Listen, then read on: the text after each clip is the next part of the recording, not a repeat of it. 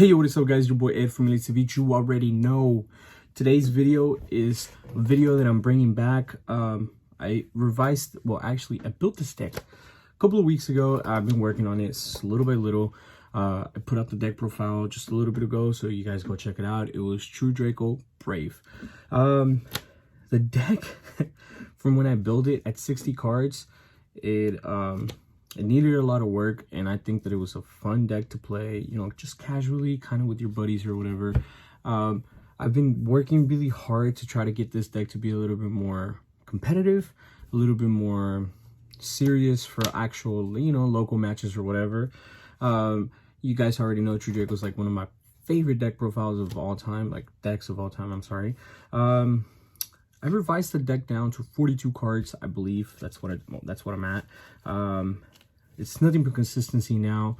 It's working a lot better for me. I think that it's just so good. It's so consistent. And the thing is that I feel like there's like maybe 1 or 2 cards in here that are kind of repetitive and could definitely get cut to 40. So we're going to talk about that when we get into the deck profile. But I think this deck is really fun, and it's definitely something to try out. So if you guys are wanting to try it out, make sure you guys do.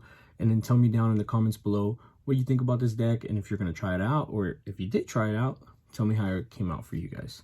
But let's go ahead and get into the video.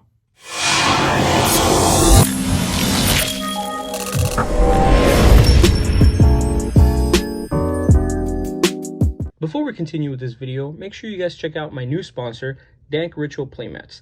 They have amazingly beautiful, high quality 2-player cloth mats, which come in various colors. You guys can also get 10% off with coupon code Savij10. Make sure you guys check them out. Alright guys, so starting off with the monsters, you already know you have to play the 1 Knuckles, like, no matter what. It's the only True Draco Knuckles that you are allowed to play, so you should definitely be playing it at 1.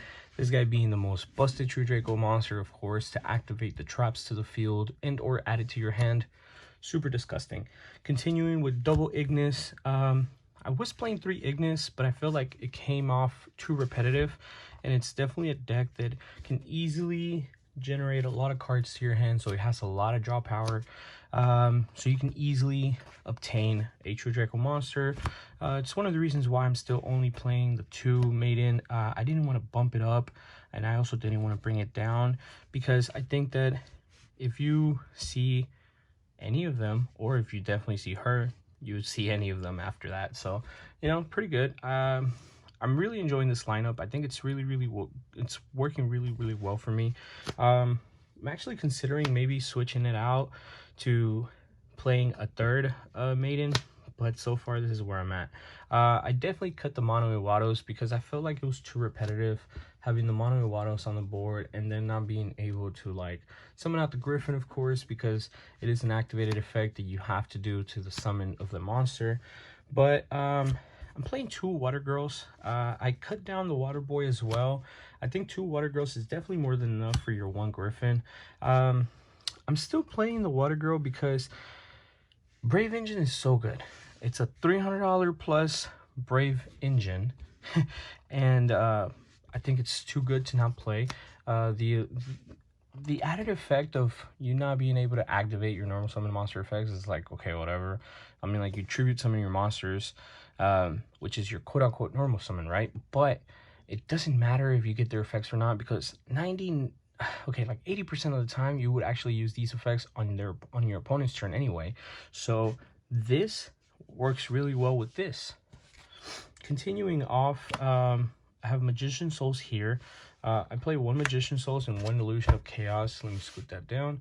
1 Illusion of Chaos. I think that this is actually a really good ratio for me, because I was seeing this way too much, and I was actually seeing this in multiples, and it's kind of bad when you do open that up, because, you know, you only need the 1 to get the 1, and then after that it's kind of dead.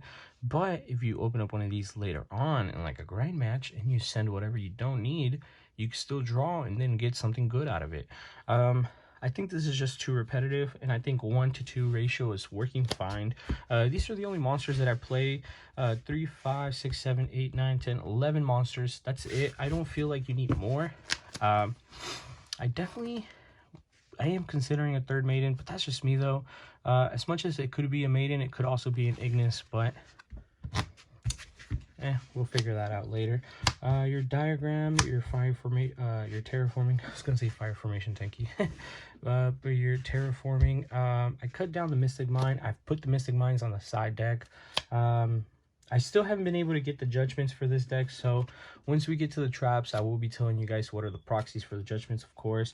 I'm still playing 3 rights because I thought that it was too repetitive to have 2 blue girls and then the 2 right and the three blue girls, 3 rights, because it was just too much.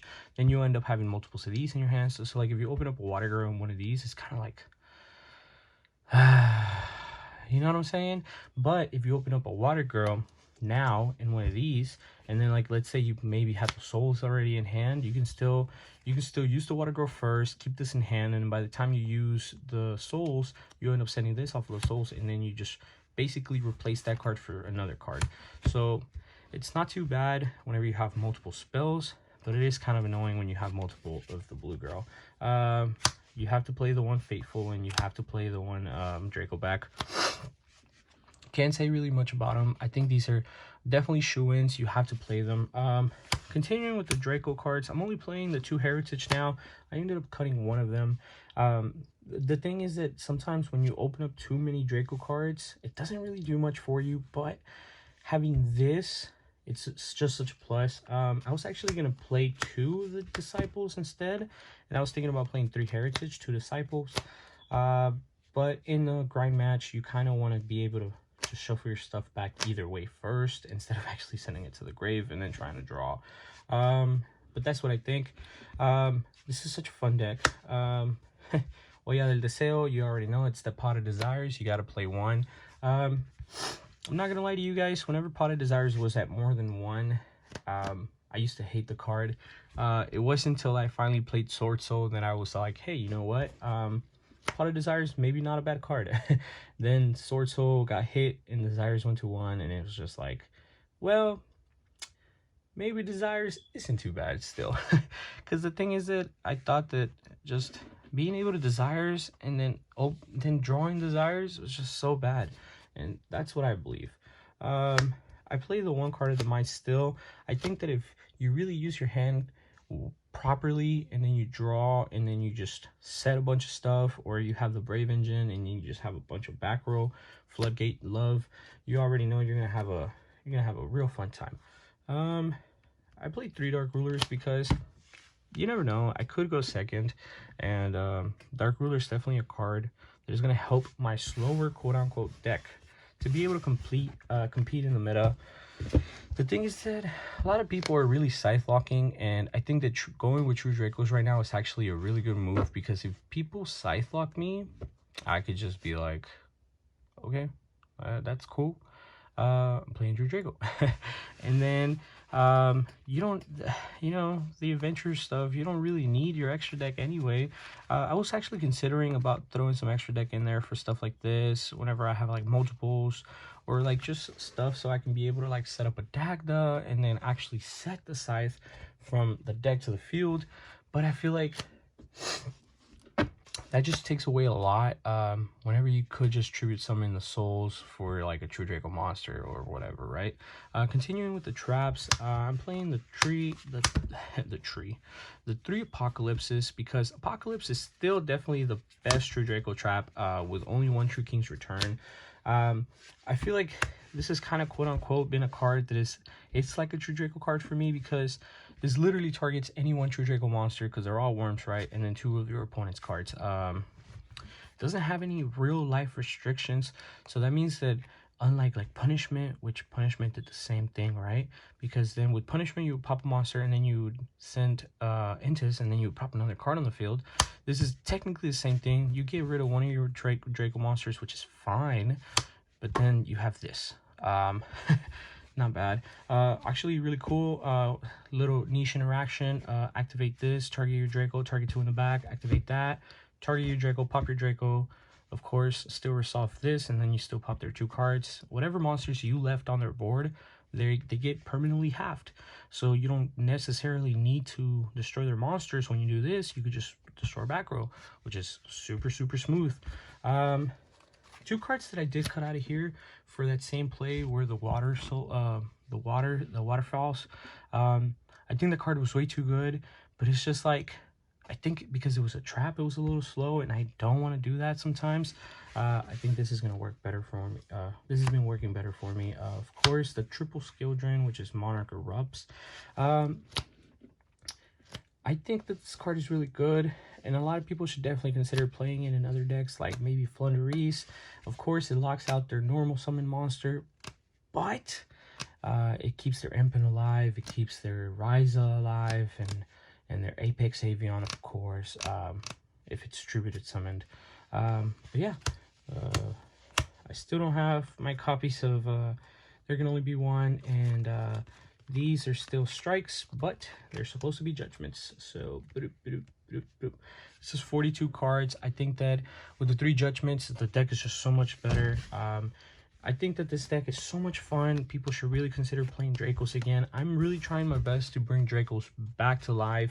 I want to be able to play like True Draco, Sword Soul. I want to play True Draco like maybe even Tenyi. Like, I don't know, man. Like True Draco, Tenyi, Sword Soul. Like, I'm just so excited. I want to build a lot of stuff. I'm currently in the process of doing True Draco Invoked, which is definitely going to be a lot of fun.